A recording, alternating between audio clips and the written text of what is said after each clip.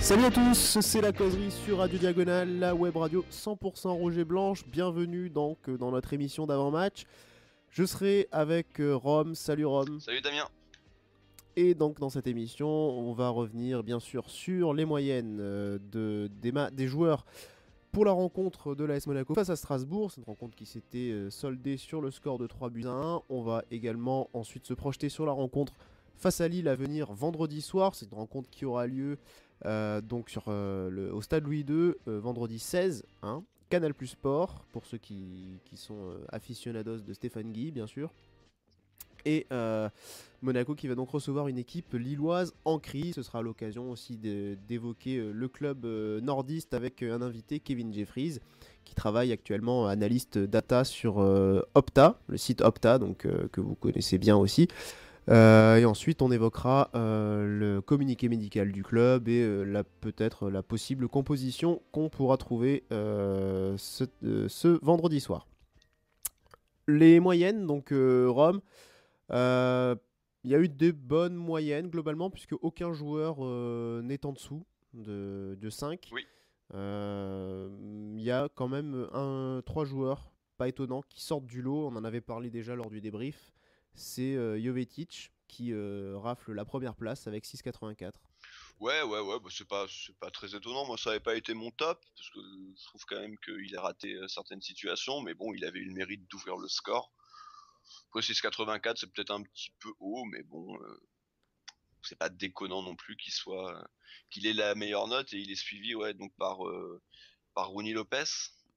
Ouais, avec 6,58. 6,58, lui-même qui devance de très peu Sidibé, et qui confirme sa grande forme, qui a 6,53, et on en plaisantait la dernière fois, mais Moutinho n'est une nouvelle fois sauvé par l'éternel Subasic. Quand c'est pas Soubas, c'est Georges, donc c'est Souba qui a la moins bonne note avec 5,21. Radji récemment, ouais. Et Moutinho à 5,32, mais t'inquiète pas Damien, il va finir par l'avoir, sa dernière place. Bah il a été la dernière fois, non ? Je crois pas, je sais pas, j'avais pas fait l'émission, donc mais je crois pas. Il me semble que si, il avait. Non, c'était Georges. C'était Georges.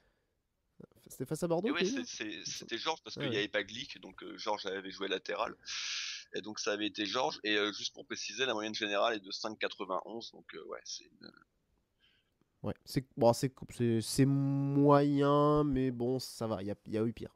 Ah bah après, je veux dire, ça reste quand même une victoire 3-1 à l'extérieur sur un terrain de merde. On va pas non plus, encore une fois, on est une bonne équipe, on n'est pas le Barça non plus. On vit quand même des heures agréables, donc on va pas faire trop la fine bouche. Une saison pas si catastrophique finalement, comme dirait Nicolas. Une saison pas si catastrophique, et puis même une période, c'est loin d'être catastrophique. Ouais, une très bonne période justement. Ouais, effectivement. Souvenez-vous, il y a 6-7 ans. Voilà. Ouais, une bonne période actuellement, Rome, puisque Monaco est actuellement invaincu en Ligue 1 depuis 14 rencontres. C'est la plus longue série en cours pour un club de Ligue 1. Oui, c'est la plus longue série. Ouais, la dernière défaite, c'était cette défaite un peu cruelle dans les derniers instants face à... Au bout du bout. Face à Nantes.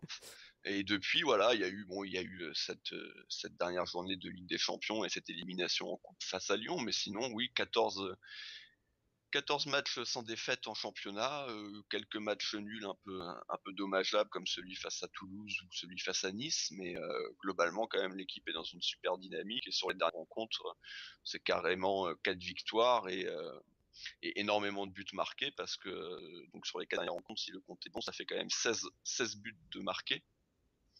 Sur les 5 dernières rencontres, 16 buts, ce qui fait une moyenne un peu supérieure à 3, donc c'est quand même très bon. Ouais, on est quand même sur des très très grosses bases. Et sans Falcao. Et sans Falcao, effectivement, et c'est là où c'est plutôt fort ce qu'a réussi d'un point de vue collectif Jardim, c'est que aujourd'hui un joueur comme Falcao, on voit pas vraiment son absence lorsqu'on joue. Non, non, c'est vrai, on marque ça ressemble un peu plus au final à l'an dernier où tout le monde après évidemment, il y a toujours un ou 2 joueurs, qui se détachent, mais l'an dernier, c'est Hmm. vrai qu'on avait toujours tendance à dire, tout le monde peut marquer, à Monaco. Là, le début de saison, on était clairement, dépendant de Falcao qui avait fait un début de saison absolument exceptionnel. Mais là maintenant, des joueurs qui ne jouaient pas se mettent à marquer, des joueurs qui comme Rony Lopez qui est en train quand même de se découvrir. Donc tout va très bien et maintenant ça devrait rouler jusqu'à la fin de saison tranquillement avec évidemment cette finale de Coupe de la Ligue qui sera peut-être un écueil un peu haut, mais on aura le temps d'y revenir. Ouais, on aura le temps d'en reparler. En tout cas, on peut évoquer le classement. Donc, la bonne nouvelle en plus, grâce à cette bonne période que vit actuellement la SM, c'est qu'elle a pris un petit peu d'avance sur ses poursuivants, notamment Marseille qui est à 4 points, Monaco est à 63 points. C'est quand même un très bon score. On est seulement à 5 points derrière par rapport au temps de passage de la saison dernière, qui était quand même une Oui, saison exceptionnelle. Marseille est à 59 points, alors qu'il réalise une très grosse saison, mais 4 points d'écart, donc il y a une marge là. il y a une petite marge et on est également à 2 points du total de points qu'on avait eu dans la saison un peu plus compliquée il y a 2 ans, c'est ça? C'était la saison où la très mauvaise saison avec Pasalic, El Shaarawy, c'était il y a 2 ans, hein. 2015, ouais, ouais. Voilà, on avait fini avec 65 points, Mm. donc on n'est pas loin de ça non plus. Mais oui, Marseille, et puis surtout Marseille qui affronte ce week-end Lyon. Donc en espérant que Marseille ne gagne pas, enfin que nous déjà on fasse le boulot, mais si derrière il n'y a pas de vainqueur, enfin plutôt si Marseille n'arrive pas à battre Lyon, on pourra quasiment officiellement se dire second. Il y aura ok ce match au parc qu'on peut quasiment rayer, quoique encore une fois il y a 2 ans on était allé gagner là-bas, donc Mm. sait-on jamais, mais voilà, on prendra au minimum 6 points d'avance, 7 si les Lyonnais ont, je peux pas dire la bonne idée parce que je peux jamais être pour eux, mais quand même malgré tout la bonne idée en tout cas d'au moins aller chercher le match nul. 6 points d'avance, ça fait qu'on a le droit de perdre contre Paris avec le goal average pour nous. Ouais, Ouais, en plus, voilà, tu parlais de cette armada offensive qui s'est vraiment remis en route depuis quelques semaines. Et ça se voit aussi, notamment au Galavérage, hein, que plus 41, il y a un vrai écart maintenant avec Marseille et Lyon, alors qu'il y a mois de février, c'était vraiment kiff-kiff, 20, plus 27, oui. 29. Enfin voilà, c'était assez serré à ce niveau-là. Et là, il y a une réelle différence. Avec aussi, bah, faut le reconnaître, des adversaires, des concurrents qui ont un petit peu calé de leur côté, Bah, par moment. Surtout Lyon. Surtout Lyon, Faut quand même pour le se coup. souvenir, alors je sais plus exactement, mais quand on est mené par Lyon, on est à combien? Hypothétiquement, on est à 7,2, ça, de mémoire. Je crois, oui, quelque chose comme ça. Enfin, 7-8 points, Ouais. et maintenant on en a 9 d'avance. Et tout ça s'est passé en l'espace de 5-6 journées, donc oui, c'est clair que Lyon a vécu une période très compliquée. Marseille, pareil, a été un peu moins bien, mais bon, il y a eu ce double affrontement contre le PSG où ils en sont ressortis quand même plus que groggy. Là, ils semblent aller un peu mieux, mais on verra. On verra Mm. dimanche. En tout cas, nous déjà le plus important, c'est si nous on fait le boulot, on pourra regarder sereinement le match et si Marseille gagne, bah au moins on pourra dire que le podium est terminé. Ouais, donc en plus, voilà, comme tu l'as dit, on va jouer vendredi, donc c'est devenu une habitude, en tout cas sur ce mois de mars. Et ça nous permettra d'aborder donc le week-end, le reste du week-end plutôt sereinement, si tant est qu'on puisse gagner. Mais par rapport à la situation du LOSC, c'est clair qu'il y a quand même une équipe vraiment en difficulté là, Ah, face à nous. ouais, enfin, vous en avez parlé Mm. pendant ton interview, mais donc on va essayer de pas être trop redondant, mais clairement, ils sont pas bien sportivement, mais bon, à la limite, ça peut arriver, mais tout le monde, évidemment, a entendu parler et a vu ce qui s'est passé le week-end dernier à Lille. Donc là, c'est même psychologiquement les joueurs, je sais pas vraiment dans quel état d'esprit ils vont être. Vous en avez parlé aussi, peut-être la chance, c'est que et du coup pour nous entre guillemets la malchance, c'est que ça soit à l'extérieur pour eux. Ça aurait peut-être été mieux de les jouer chez eux. Où là, à mon avis, le prochain match risque d'être très compliqué pour eux. J'espère d'ailleurs que ça sera à huis clos. Ça serait la meilleure chance pour eux d'obtenir un résultat. Ouais, surtout que ce sera face à Amiens, qui est en plus un concurrent direct pour eux. Donc oui, clairement le faux pas pour eux sera interdit à ce moment-là. Oui, puis en plus c'était contre Amiens qui avait déjà eu une histoire au match aller avec la barrière La barrière, ouais. Alors qu'en plus ils menaient aussi et le au match score à ce rejoué. moment-là, hein. Et ouais. Donc Alors qu'ils menaient au score, hein, en plus. oui, en Ils plus. ont eu un peu de malchance, même Bah si d'ailleurs, c'était bon. sur le but qu'il y avait eu cet effondrement. Ouais, ouais, ouais, ouais, ouais, ouais. Bah, on en a parlé effectivement avec Kevin Jeffries, donc notre invité, dont on va écouter l'interview réalisée un petit peu plus tôt dans la journée. Voilà, donc on se retrouve tout de suite après ça. Première question, Kevin. Je vais te laisser un petit peu te présenter, notamment pour nos auditeurs qui ne te connaîtraient pas. Mais en tout cas, tu connais bien le LOSC. Je connais bien le LOSC en effet parce que je suis originaire du Nord. J'ai grandi dans le Nord. J'étais abonné au LOSC à l'époque du stade Grémont-Préjoris. Donc je suis supporter du LOSC depuis que je suis tout petit. Mon père aussi, mon frère aussi. J'ai eu la chance de travailler, parce que je travaille dans les médias et dans le foot actuellement. C'est une chance aussi. J'ai eu la chance de bosser au LOSC à l'époque de René Girard. Donc j'ai travaillé sur les communications pendant 6-7 mois. Mhm. Et là, actuellement, je suis data analyst pour Opta, donc dans les statistiques Ouais, foot. Donc je pense que ceux qui sont sur les réseaux sociaux doivent connaître Opta de ouais, nom. c'est quand même la référence en termes de statistiques, je pense, on peut le dire. Ouais, en France, En France. c'est vraiment de la référence dans le sens où on travaille vraiment avec tous les plus gros médias, avec les plus gros clubs, dont Monaco et Lille justement, Mhm. et avec les chaînes de télé, etc. Donc c'est vrai qu'on a on a une bonne visibilité en France. En parlant du LOSC, la situation est compliquée là, 19e au classement avec 28 points. Alors évidemment, rien n'est fait puisqu'ils peuvent encore très largement se sauver, hein. Ils sont à égalité avec 3 et qui est également avec 28 points, qui offre cette place de barragiste, et Toulouse seulement un point devant. Mais la situation au LOSC, et notamment depuis ces derniers jours, s'est passablement dégradée. Ouais, c'est vraiment très très compliqué. Ça fait plusieurs années qu'on régresse sportivement notamment et que les résultats déclinent. Donc le fait qu'un repreneur arrive, c'était vraiment indispensable parce qu'on est droit dans le mur. Et après, malheureusement, ce n'est pas passé comme prévu avec beaucoup d'espoir avec Bielsa, avec ce nouveau projet, avec ces nouveaux joueurs. Et finalement, avec cette jeunesse, dès qu'il y a le moindre grain de sable, toute la machine s'enraye. Et c'est ce qui s'est passé. Donc là, depuis que Galtier est arrivé, ça n'a pas changé grand-chose, que ce soit au niveau du contenu, au niveau des résultats.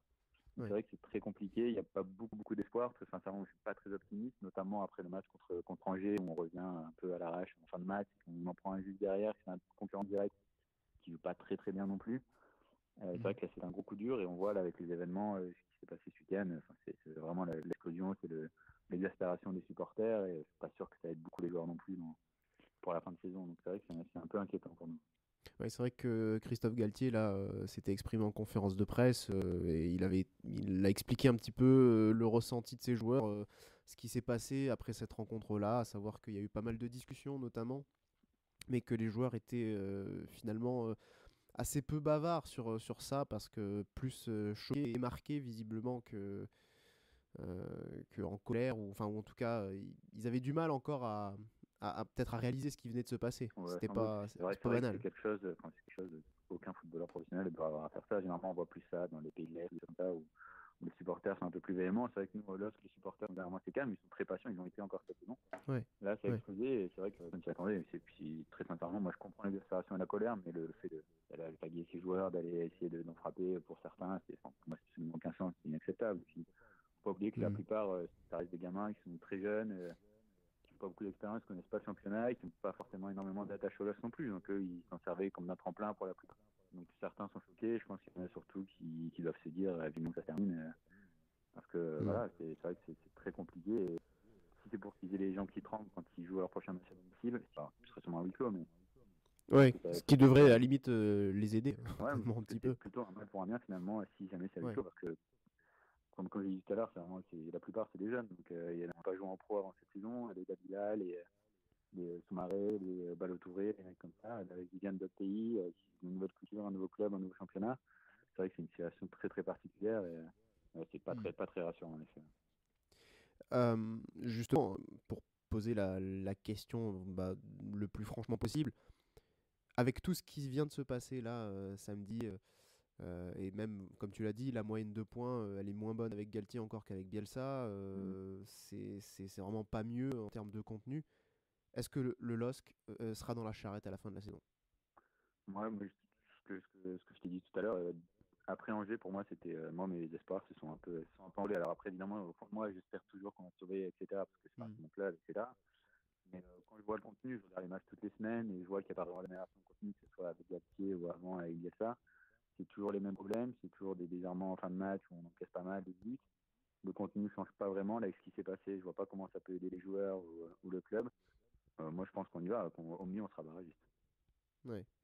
C'est vrai que, enfin, je pensais à ça récemment, mais je me rappelle, on se souvient un peu de la mise en scène, tout ça, avec Canal Plus Le sur. contraste est absolument incroyable avec les feux d'artifice, avec la présentation du président, des joueurs. Ça Ouais. n'était jamais fait. Puis surtout, il y a une préparation estivale qui, après, évidemment, ça ne veut pas dire grand-chose, mais on en voyait vraiment des préceptes de ce que ça voulait mettre en place. Ça jouait très bien, comme on l'a vu lors du premier match contre Nantes. C'était vraiment, moi, c'était un des meilleurs matchs que j'ai vu depuis 2-3 saisons, clairement, sur le contenu. Donc, il y avait beaucoup d'espoir. Et après, premier déplacement, on va à Strasbourg, on prend un carton rouge bêtement du gardien. Il y a deux Ouais, c'est joueurs vrai. qui rentrent, qui se retrouvent au but, des joueurs de chance qui m'ont jamais vu. Il y a Mathieu qui se blesse, Thiago Mendes qui se blesse, qui étaient les deux meilleurs joueurs, les deux plus expérimentés. Et à partir de ce moment-là, c'est l'engrenage. Et c'est donc après, se remettre la tête à l'endroit, c'est compliqué. Et puis après, ça continue. Ça a été de mal en pis. Donc, ça, c'est une saison encore, une fois, très très compliquée. Qu'est-ce qui, enfin, j'ai envie de dire, pourquoi cet échec-là? Moi, c'est vrai que j'ai un petit avis sur la question quand même, notamment sur l'actionnaire, enfin le président du club aujourd'hui, actionnaire principal. C'est mon avis, mais comme je suis d'autres sports dans lesquels on l'a déjà retrouvé et que ça a déjà très mal fini, bon, honnêtement, c'est pas dire que je m'y attendais, mais il y avait, ça me Il y a une paraît, part de doute. Il y avait une part de doute. voilà, il y a toujours Forcément. exactement. Moi, Maintenant, il a comme. Allez, pardon. Ouais. Non, je disais maintenant, il a quand même eu faire les choses bien, quelque part, c'est-à-dire s'entourer de personnes a priori compétentes quand même. On parle de Luis Campos, on parle de Marcelo Bielsa. C'est pas n'importe qui aujourd'hui dans le monde du football mondial. Et au final, c'est un échec total sur toute la ligne là. J'étais un peu comme toi, j'étais un peu dubitatif au début, alors que c'est un très bon communicant, etc. Hein. J'avais quelques doutes, et quand tu vois qu'il ramène Campos, qui était chez vous, qui ramène Ingla, qui était DG du Barça, qui est quand même un club énorme, qui ramène Bielsa, qui est très connu, je me suis dit, bon, c'est quand même mal, c'est pas rien. Je me dis, ces personnes-là qui ont une certaine expérience du football, ils vont pas s'engager dans un projet comme ça, sans garantie ou quoi que ce soit. Donc ça m'a un petit peu rassuré. Et après, je pense que sportivement, Bielsa, moi j'aime beaucoup l'entraîneur, j'aime beaucoup le personnage, etc. Mais j'ai peur que la méthode puisse plus vraiment fonctionner dans le football actuel avec les caractères des joueurs, qui sont assez gâtés entre guillemets, qui sont peut-être moins sérieux qu'avant. Et donc on a bien vu de toute façon que les joueurs ils avaient du mal à accepter les changements de poste, la polyvalence, etc. Puis après c'est l'engrenage qui s'installait. Et au niveau de la direction, c'est vrai qu'ils voient ça comme une industrie, comme une offre, un peu comme un business, sauf que le football c'est très particulier comme la Formule 1 auparavant. C'est-à-dire qu'il y a beaucoup de choses qui rentrent en compte, et notamment il y a tout ce qui est tout le terme de l'affection qui est avec les supporters, etc. Et on a bien vu ce que ça a donné ce week-end. C'est un business très particulier, c'est une industrie qui sans commune mesure, à part peut-être les autres sports dans le monde. Mais c'est vrai qu'il y a eu quelques erreurs. Après, il y a eu pas de chance aussi, parce qu'il y a des matchs qu'on peut gagner où il y a un but, on se prend un Guingamp à la dernière minute, il y a 3 qui égalisent sur penalty à la dernière seconde, il y a l'incident d'Amiens, le Touré qui marque son premier but professionnel, on mène 1-0, on se remet un peu la tête à l'endroit, il y a l'incident qui nous coupe les pattes tout de suite. Ouais, la barrière, ouais. Donc c'est vrai que c'est une saison, on pourra en écrire un livre, il s'est passé tellement de choses. Ouais. On est passé de la lumière à l'ombre, de l'ombre à la lumière, puis de la lumière à l'ombre. Et justement, alors, sur un petit peu sur le recrutement qui a été fait, tu as beaucoup mentionné le fait que ce sont des jeunes joueurs, ce qui est vraiment le cas. Il y a erreur, clairement, là aussi. Enfin, Bielsa, et c'est vrai. Il y a erreur sur le recrutement des jeunes. Moi, l'erreur, entre guillemets, c'est plus le fait d'avoir écarté les joueurs emblématiques du club avec de l'expérience. Des joueurs jeunes comme ça, surtout qui ne connaissent pas le championnat, ils ont besoin de personnes d'expérience pour les entourer au début, et surtout dans les moments compliqués lors des matchs où ça va pas, où il faut un peu faire les mains, etc. C'est ces mecs-là qui vont tirer vers le haut les jeunes. Là, ça, c'est une erreur de stratégie quand même. Complètement. Qui a été, retirer des garçons comme Marco Bacha. Alors lui, il parle jamais, mais c'est un super joueur. Vincent Nyama, qui a adoré tous les supporters, qui est un sacré personnage aussi, et qui a de l'expérience, qui a joué les Coupes du Monde, qui a joué la Ligue des Champions, qui est dans les meilleurs gardiens de Ligue 1. Et tous les joueurs d'expérience, après, ça, dès que ça va pas, en fait, ils misaient vraiment sur une réussite à court terme. Et ça l'a pas fait. Et du coup, dès que ça l'est pas, il y a personne pour tirer vers le haut. La moyenne d'âge, c'est 21 ans à peu près, 21 ans et demi dans les rangs titulaires cette saison. C'est la plus jeune des 5 grands championnats. C'est vraiment c'est très compliqué d'espérer quoi que ce soit avec une équipe aussi jeune. Surtout que la Ligue 1, on a beau dire ce qu'on veut, ça reste un championnat qui est très compétitif. Donc avec des joueurs qui découvrent, qui sont aussi jeunes, c'était très risqué. Et puis là, a posteriori, c'est un peu plus facile de dire aussi, mais c'est vrai que c'était beaucoup trop risqué. Ouais. Et récemment, là, Michel Sédou a fait une sortie sur la situation du club. Toi, tu en as pensé quoi de cette sortie-là? Est-ce qu'elle te semblait juste, l'intervention de Sédou, ou pas vraiment? Par rapport à Qui a Marcelo notamment dit Bielsa, qui accuse Bielsa d'avoir plombé le club. je sais pas trop. Très sincèrement, je pense qu'il y a un peu de communication là-dedans parce qu'il y a le fait que c'est Michel Sédou qui ait choisi son repreneur, le repreneur qui est Gérard Lopez. Donc je le vois mal le tacler ensuite, surtout avec les résultats actuels. Puis c'est le fait qu'il y a la procédure aussi de Marcelo Bielsa qui m'encourt avec le LOS. Donc je pense que c'était un petit peu de communication et un petit tacle. C'est pas complètement faux ce qu'il dit parce que Marcelo Bielsa a une grosse part de responsabilité, mais c'est pas le seul. C'est-à-dire que le foot, donc, quel que soit le domaine, que ce soit le supporterisme, le sportif, ça peut pas être manichéen, ça peut pas être toute la faute de Bielsa ou la faute entière de Lopez. Je pense qu'il y a beaucoup de choses qui sont rentrées en compte et la responsabilité de part et d'autre. Parce que d'autre part, au-delà de sa situation sportive, la situation administrative du LOSC est très mauvaise, et pour l'instant, si je ne me trompe pas, le LOSC est relégué administrativement en deuxième division, ou pire, Ouais, non? c'était ce qui, avec la DNCG, il y a une interdiction de recrutement en fait, qui va de pair avec la relégation administrative. Si pas de garantie, mais là, visiblement, là, lors du procès avec Marcelo Bielsa, il y avait de ce qui en est ressorti qu'il y avait 11 millions d'euros sur le compte. Donc, je pense que là-dessus, ça devrait aller à peu près. Surtout qu'il y a des joueurs qui ont, même si on ne fait pas une grosse saison, il y a des joueurs qui ont une valeur marchande qui peut être assez intéressante, comme Thiago Mendes, ou Nicolas Pepe, ou Mike Maignan, des jeunes comme ça. Après, ils vont vendre 2-3 joueurs et ça ira si on se maintient. Par contre, si on ne se maintient pas, là, c'est là où moi je suis vraiment très inquiet parce que est-ce que la direction actuelle va rester avec la Ligue 2 et le gouffre financier que c'est énormément de pertes. Donc, c'est vrai que ce serait vraiment, j'ai un peu peur de la catastrophe si on descend. Ouais.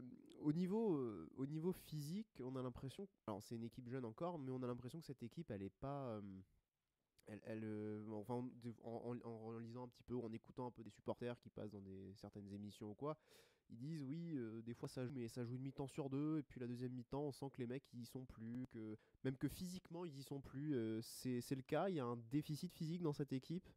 Physique, je sais pas, peut-être au début parce qu'on jouait vraiment souvent et qu'il y avait pas mal de blessés, le fait que l'effectif soit très restreint, c'est-à-dire qu'on a très peu de joueurs pros. Avec les blessures, ça empêchait de tourner tout simplement et on se retrouvait avec des joueurs à l'époque qui n'étaient pas titulaires, avec des joueurs qui ont fini tous les matchs alors comme Thiago Mendes, que ça fait un an et demi qui joue monte avec le championnat du Brésil qui est un peu décalé. Donc physiquement, c'est vrai qu'en fin de match, on pêchait souvent et ça se voyait au niveau des résultats, on encaisse beaucoup de buts en fin de match. Après, je pense que c'est aussi dans la tête tout simplement, comme je disais tout à l'heure, la jeunesse en fin de match ou dans les moments importants, les moments clés, c'est les joueurs d'expérience qui vont alpaguer les jeunes, qui vont leur dire la solide, rester concentré, etc. Il y a des sautes d'humeur, c'est des péchés de jeunesse entre guillemets qui sont justifiables, qui sont excusables. Mais c'est vrai que bout à bout, ça fait beaucoup et ça coûte cher, surtout dans des matchs comme ça où des équipes sont peut-être un peu moins bonnes techniquement, mais qui vont se battre jusqu'au bout, qui vont mettre de l'impact et qui vont rester jusqu'à la 90e. Tu as parlé tout à l'heure aussi de Nicolas Pepe, qui était un joueur avec une valeur marchande intéressante. C'est le meilleur buteur du LOSC, c'est clairement cette le joueur saison, avec 9 buts. Et étonnamment, enfin, on peut le dire, en plus il a marqué samedi. Et étonnamment, il a été quand même, lui, visé par les supporters physiquement, pour le coup. Est-ce qu'à ton avis, enfin, il jouera quand même ce match face à Monaco, ou est-ce qu'il sera préservé? Est-ce que Moi, je pense qu'il jouera. Je pense que c'est vraiment un titulaire indiscutable. Ouais. Le seul doute, à la limite, dans le 11, ce serait par rapport à Matuidi, qui avait un groupe pour la première fois. Et je pense qu'il sera préservé pour le coup. Mais Nicolas Pepe, c'est le meilleur buteur. Il est impliqué sur 6 des 11 derniers buts du LOSC. Mais par rapport à samedi dernier, il y a eu des précédents avec lui, avec les supporters, ou des échanges un peu hasardeux entre eux, leur placement notamment, etc. Où c'est pas très bien passé. Donc je pense que c'est surtout ça qui est ressorti avec les DBE, je pense, plus que sportivement. Parce que sportivement, pour le coup, il est irréprochable. C'est lui qui marque. C'est notre meilleur buteur. Il fait beau. Et puis, il vient d'arriver aussi. Ouais. Comment va Fares Balouli? Bien, il va bien. Il va en CFA. Ah oui, d'accord. Il joue avec la réserve. Il avait marqué sur penalty il y a 2 semaines, je crois. Mais il a eu quelques opportunités, mais lui, typiquement, c'est ce que tu disais tout à l'heure, c'est qu'il y avait des éclairs par moments où c'était vraiment très beau, très agréable, etc. Mais sur la durée, c'était irrégulier. Je pense que c'était pareil chez vous, c'est pareil à Lyon. On voit qu'il a ce potentiel, qu'il a ce talent, mais sur la durée, c'est vrai que c'est compliqué. Même au niveau du coup de pied arrêté, c'était très bon, même en prépa, etc. Mais sur la durée, au niveau de la régularité, ça pêche encore, même physiquement aussi, de tenir longtemps. C'est vrai que c'est un peu compliqué pour lui. Ouais, c'est vrai qu'il y avait toujours ces problèmes on va dire, de surpoids, on va dire. En tout cas, il n'est pas une forme optimale chez lui. Après, c'est vrai qu'on se disait, Bielsa, c'est quand même quelqu'un qui fait énormément travailler physiquement. C'est pour ça aussi un peu que je te posais cette question tout à l'heure sur le physique lillois des joueurs, parce qu'il avait quand même transformé certains à Marseille. Je pense notamment à quelqu'un comme Gignac. Et peut-être qu'on attendait à ce qu'avec un mec comme Balouli, il puisse faire. Bon, on l'espérait, ça n'a hein. pas l'air d'être encore ça. On disait un peu, c'est un peu sa dernière chance, entre guillemets. Parce que si avec un mec comme Bielsa, comme tu dis, qui fait beaucoup bosser ses joueurs, ça passe pas, je vois pas avec qui ça pourrait passer. Et malheureusement, c'est pas passé. Et là, Galtier, depuis là, je pense je sais même pas s'il a fait jouer 1 ou 2 fois, mais c'est vraiment très très limité, quoi. Donc c'est un peu inquiétant pour lui. Comment va justement Galtier, comment tu penses qu'il va aborder cette rencontre face à Monaco qui est quand même assez en forme en ce moment, ou en tout cas qui claque pas mal de buts en ce moment? Bon, il a dit tout à l'heure en conférence de presse, au vu des formes des 2 équipes, il n'y a pas photo, hein, clairement. Je pense que c'est le genre de match où on n'espère pas grand-chose.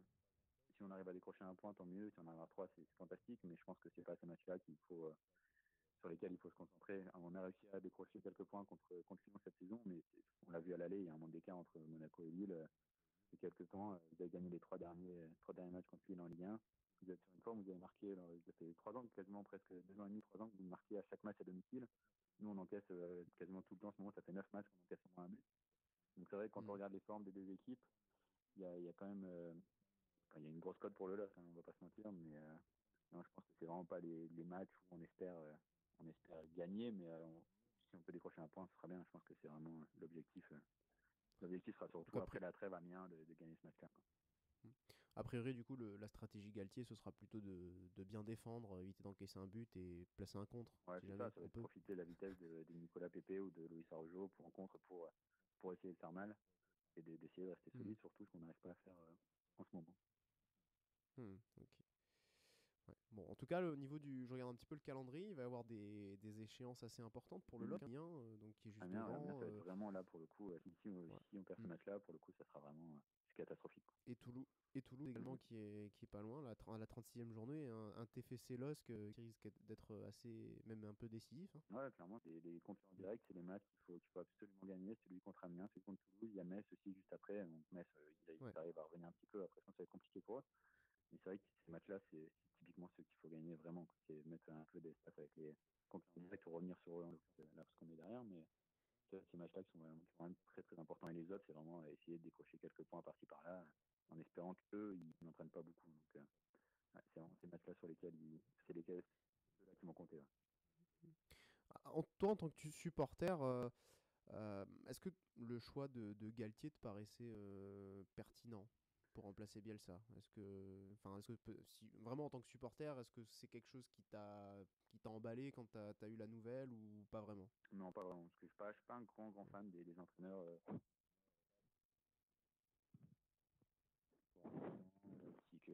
Il y a pas longtemps, il a dit qu'on se maintenait pas, se maintenir avec le talent, c'est une connerie ou quelque chose comme ça, qu'en gros, il fallait être courageux, il fallait porter les mettre sur la table, etc.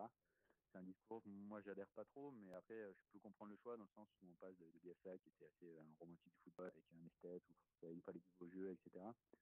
Où là, il voulait quelqu'un qui connaisse la Ligue 1, et qui blinde un peu, et qui est solide, et pour décrocher des points par-ci par-là, et se maintenir. Donc, je peux comprendre ce choix-là, mais moi, je n'ai pas été fondamentalement emballé. Et que ce soit lui ou pas si, parce que c'était les deux en shortlist, entre guillemets, je n'étais pas forcément emballé par les deux. On sait qu'on allait C'est pas dommage se parce régaler que. avec ce match-là. Ouais. Ce qui est dommage un peu parce qu'en plus, même si Bordeaux, Saint-Étienne étaient peut-être un peu moins en difficulté, même s'ils ont eu quand même une mauvaise période, ils ont fait des choix un petit peu plus séduisants, on va dire. Ouais, un peu plus audacieux. Puis surtout, Ouais. nous, à Lille, comme je disais tout à l'heure, ça fait plusieurs saisons qu'on a beaucoup de mal et on misait souvent sur le recrutement hivernal pour nous tirer d'affaire. Par exemple, avec Sofiane Bouffal il y a quelques années, ou l'année dernière, où il y a, c'était quand, je sais plus, enfin, il y a 2 ans avec Eder, ou même si c'est pas super, enfin Eder c'est pas un super joueur, mais il y a quand même quelques buts qui nous ont fait du bien. Là, cette année, en l'occurrence, on n'a pas de mercato, donc on ne peut pas renouveler, on ne peut pas aller chercher de nouveaux joueurs, ce que Saint-Etienne a fait et qui a très bien fait, hein, avec Debuchy, Ntep, etc., Mbila. Ils ont fait un super recrutement qui leur a fait beaucoup de bien. Bordeaux, ils ont eu l'effet nouveau coach, pour le coup, qui a très bien marché, mais ça s'essouffle un petit peu en ce moment. Ils ont des joueurs, ils ont un joueur comme Malcolm, qui est un très bon joueur, pour le coup, qui peut les tirer vers le haut complètement, ce que nous, pas forcément. Donc, c'est vrai que le fait qu'on n'ait pas de mercato hivernal, pour moi, essayer d'avoir une ou deux bonnes périodes, des joueurs un peu d'expérience, des choses comme ça, c'est vrai que ça n'a pas facilité les choses. Ok. Bon, en tout cas, tu optimiste ou plutôt pessimiste moi, je suis plutôt pour pessimiste. samedi Après, soir, au fond de moi, vendredi soir. j'espère du fond du cœur qu'on va se parce que vous l'avez connu il n'y a pas très très longtemps. Descendre en Ligue 2, c'est vrai que c'est pas évident. Mon meilleur ami est UM, donc j'ai vécu ça avec lui. En plus, on était coloc en plus à ce moment-là, donc c'est vrai que Mais c'est vrai que, ouais. Mais c'est vrai que la descente, pour le coup, je te coupe, excuse-moi, mais c'est vrai que pour nous, la descente, c'est sûr que sur le moment, on est très mal. Mais avec le recul, eh ben, on se rend compte que ça a permis de repartir de zéro, clairement, on va de tout partir sur des bonnes reprendre. bases, etc. Mais il y a même des Voilà. supporters, moi, qui me disent, sur les réseaux sociaux notamment, qui me disent limite, on espère de repartir de la DH, entre guillemets, un peu comme Strasbourg a fait, de repartir, de vraiment tout remettre à plat, de repartir avec des jeunes du cru, avec des mecs du cru, avec des investisseurs qui connaissent le club, qui aiment le club, etc. Mais après, moi, j'espère pas quand même, parce que c'est un peu la roulette russe, entre guillemets. Donc, mais non, j'espère vraiment. Et puis, j'ai un peu peur vraiment de la descente au niveau administratif, etc. Comme tu disais tout à l'heure, ça m'effraie un petit peu. Donc, j'espère vraiment qu'on va se maintenir et qu'on va mettre toutes les chances de notre côté, au moins sportivement. Bah écoute, on va te souhaiter bonne chance pour la fin de la saison. Merci. Moi, Bon, accroche-toi bien. une très bonne fin de saison à partir de samedi. Ça marche. Merci Kevin. Avec plaisir. Salut, à bientôt. Bientôt. Ciao. Voilà, donc l'interview intéressante avec Kevin Jeffries. On va maintenant enchaîner sur la SM Rome. On va parler du point médical. Pas grand chose à signaler. Benaglio a repris. Ça, on le savait déjà, Oui. finalement. De là, est-ce Adama qu'il va Traoré être n'a toujours pas repris. toujours pas repris? Voilà. Et Pietro Pellegrini qui est toujours en soins pour soigner sa pubalgie après son opération. Voilà. Évidemment, on va pas l'attendre avant L'année prochaine. avant un moment, avant le mois de mai, au minimum avant le mois de mai. Avant l'année prochaine. Moi, j'avais parié qu'on le verrait pas du tout cette année. Au final, avec les blessures, on aura réussi à le voir 20 minutes. Il a battu le record d'Mbappé. Malheureusement, il ne battra pas pour ce qui est de marquer un but. Le plus jeune. Je sais pas. Alors, est-ce que tu avais vu cette déclaration ou pas? Non, je sais pas. Alors, je sais plus si c'est son agent ou si c'est son père sur un média italien qui disait que il était très motivé pour reprendre avant le 10 mai. Donc vraiment avant la fin de saison pour justement essayer de marquer un but et effacer Mbappé des tablettes aussi. Et je crois que c'était chaud quand même pour Mbappé. Je crois qu'il avait genre 1 mois et demi, 2 mois pour le battre. Non, peut-être que je dis une bêtise, mais je crois que c'était quand même vraiment limite. Là, il l'a battu déjà de peu. Et en plus, marquer un but, il fallait qu'il le fasse assez rapidement. Donc je pense qu'à partir du moment où il rate 2 mois, après peut-être que je dis une bêtise. Je t'avoue que je sais pas trop. Mbappé avait quand même marqué très très jeune. Ouais. Mais je t'avoue que j'ai pas vérifié date, mais en tout cas j'avais bien vu cette déclaration où lui son objectif c'était d'être là avant enfin il a vraiment dit la date du 10 mai, d'être là avant le 10 mai pour essayer de marquer et de rayer Mbappé des tablettes. Bon. Peut-être que c'est la date butoir alors, mais c'est possible. On lui souhaite en tout cas, voilà. On te le souhaite en tout cas. Voilà. Tu me donnes le maillot en fait? Ah, c'était très bon, c'était très très bon. Et c'est vrai, j'avoue. Alors donc du coup ce communiqué médical qui nous renseigne rapidement sur l'état du groupe, à savoir que ce groupe sera quasiment complet et notamment le retour de Falcao. Il y a de fortes chances de le voir aligné. Maintenant, la question qu'on peut se poser, c'est de savoir est-ce que Jardim va profiter du retour de Falcao pour l'associer à Jovetic, qui est vraiment l'homme en forme, ou est-ce qu'il va mettre Jovetic sur le banc pour le laisser un petit peu se reposer? Je sais pas, encore une fois, moi j'aimerais bien les voir ensemble, même si au dernier débrief, au final, on s'est peut-être un peu rendu compte que au niveau des profils, en fait, je sais pas si ça va vraiment être très complémentaire, mais encore faut-il les voir évoluer ensemble. Mais la vraie question à ça, c'est est-ce que Jardim va repasser un 4-4-2? Oui. Et Ce qui sous-entendrait du coup, à moins de voir Jovetic en attaquant de soutien et peut-être plus une sorte de 4-2-3-1 par moment. j'ai du mal à y croire. Honnêtement, j'aimerais bien, mais honnêtement, j'ai du mal à y croire. Je pense qu'il va laisser Lemar à ce poste-là de numéro 10 et que Lopez, il n'y a aucune raison de le sortir en ce moment avec les prestations qu'il fait. Baldé a quand même été auteur, au final une passe décisive lui a été comptée, mais a été quand même auteur d'une passe et d'une quasi-seconde. Donc je pense qu'il va rester sur ce même trio de milieu de terrain et mettre Falcao en pointe. Et puis attends, Jovetic, là, ça fait 2-3 matchs qu'il joue, là, il doit être fatigué, il faut le reposer. Hein. Oui, c'était un peu l'idée parce que Il va se bon, blesser. on sait que physiquement, voilà, c'est un joueur plutôt fragile et il n'a pas forcément l'habitude, en tout cas récemment, d'enchaîner autant, même si il le fait avec beaucoup de réussite en ce moment.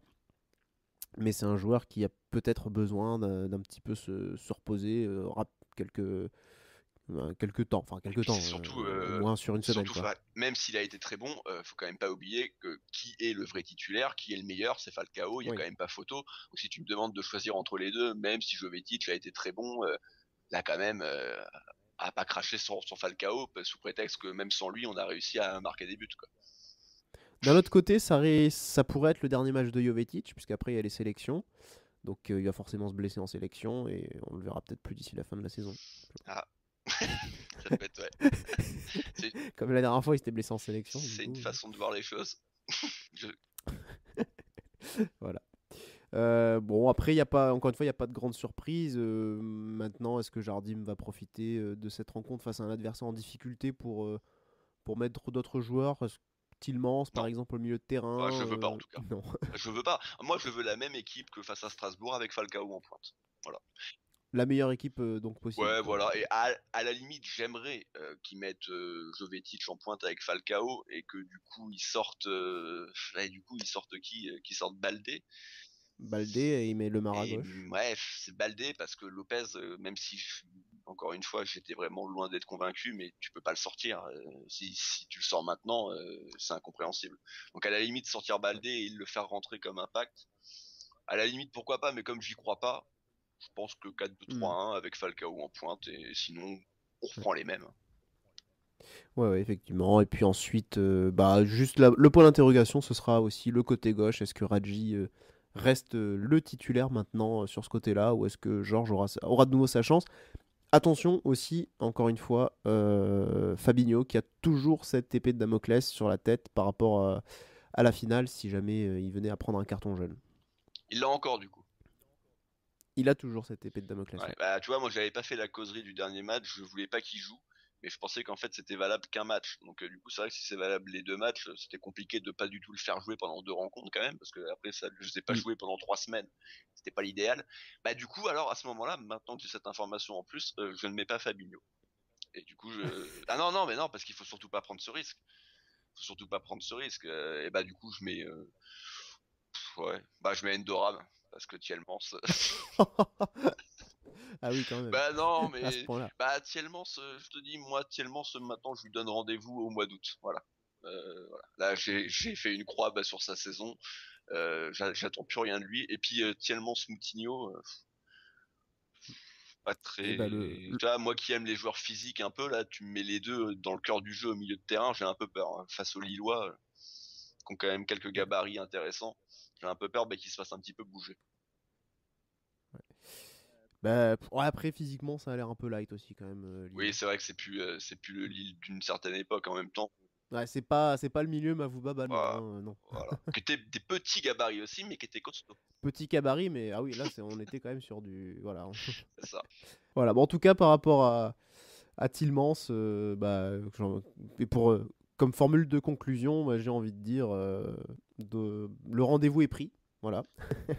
Le rendez-vous est pris. Et donc, pour nous, le rendez-vous, je vous le rappelle, ce sera vendredi soir à 20h45. Ce sera sur Canal Plus Sport. Et donc, soyez évidemment au rendez-vous pour soutenir les Rouges et Blancs. Oui, juste avant j'oublie L'arbitre. peut-être l'arbitre. Voilà, J'allais te le effectivement, demander. j'allais oublier l'arbitre. Et je vais vous dire ça tout de suite. Un petit instant. Ah bah c'est préparé, c'est bien. Oui, c'est préparé, tout à fait. Mais non, mais c'est pas là qu'il y a les Suisses là qui viennent en fait. C'est pas cette journée-là qu'il y a les Suisses? Non? Ou c'est la prochaine J'étais même peut-être? pas au courant qu'il y avait des Suisses qui venaient. Enfin, qu'il y avait les arbitres. Il y a des échanges, oui, il va y avoir des échanges. Alors, ce sera peut-être pour la journée suivante, du coup. Là, ce sera pas le cas, ce sera Clément Turpin, un des arbitres On a oublié de références dire de aussi notre que Paris championnat. a pris 17 points d'avance. Bon, voilà, Oui, pour parce ceux qui croient encore au qu'ils ont titre. joué. Voilà, ils ont joué évidemment. Ils ont un match de plus, on peut le préciser, mais Oui. oui, ils sont déjà à 80 points, ce qui est assez colossal parce que nous, la saison avec Ranieri, on finit à 80 points. Ça, C'était notre époque. En tout cas, merci Ron. merci. On se retrouve peut-être bientôt. Et ben vendredi, hein. Voilà. Donc je vous rappelle cette émission que vous pourrez retrouver sur notre site internet, également sur notre chaîne YouTube. N'hésitez pas à la partager, à mettre des likes, des pouces bleus, sur nos réseaux sociaux également. Merci à vous de votre écoute et de votre fidélité. Bon match à tous et Dagemunin. Et bisous.